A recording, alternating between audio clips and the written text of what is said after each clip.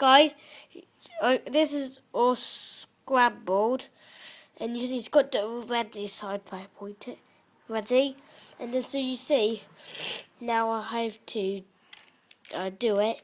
So 3 and a 2 and a 1, and they go. So you see yellow.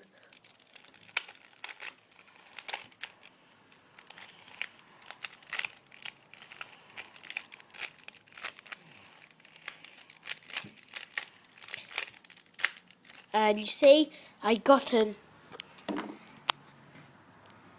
15.9 solving it. That's amazing, but that's not my fastest time. I got some datas, but I guess I deleted it because it wasn't important. But look here, when I showed you my time of 5.48, it's all the ones that are less than 10 seconds. Is that amazing?